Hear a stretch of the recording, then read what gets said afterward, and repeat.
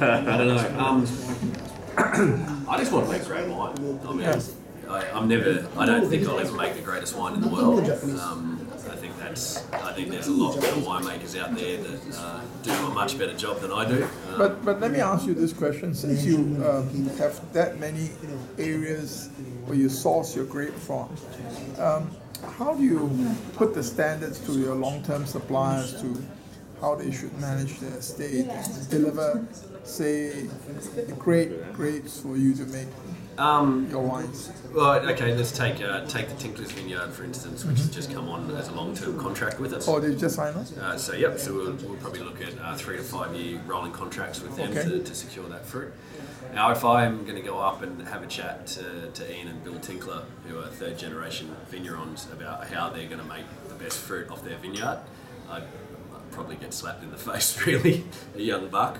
I've got a lot of faith in them, in other words. I mean, when you're talking about generations of family farming, they kind of know how to operate the vineyard and how to get the best out of it. We're not trying to overcrop by any means, and they're cut from the cloth that was a little bit different back in the day, where it was all about producing. But how do you best distinguish possible between fruit. what they supply you and what they keep for themselves?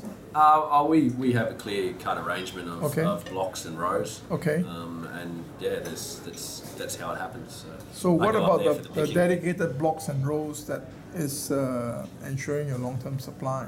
What about them? How do we manage them? But how would they manage? How would they manage Yeah. them? The same way they manage the rest of their vineyard. So, Okay. So do you take the grapes from your block and check it on their block at harvest time? No, it's trust. How would you know the difference? Trust is key. I mean, No, but sometimes it's interesting to see the difference in the terroir from your block and that block. That's what I'm trying to get. Oh, definitely. So, as finished You know what I wine, mean? we'll always do it as finished wine. Usher will grab his wine that he makes for Usher Tinkler label. He'll also grab the Chardonnay that he makes for the Tinkler label, and then we'll compare it to.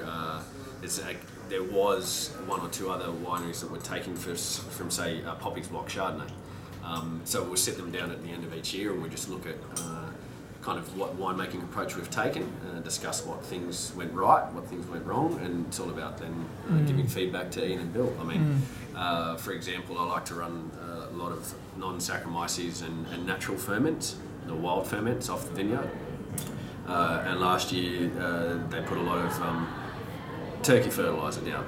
I think it was a 4-year cycle that they usually do, and it was perfect because the yeast available nitrogen that was in the grapes was like spot on, perfect for running wild ferments. There was no need to add nutrient or to check it in any way, or check it.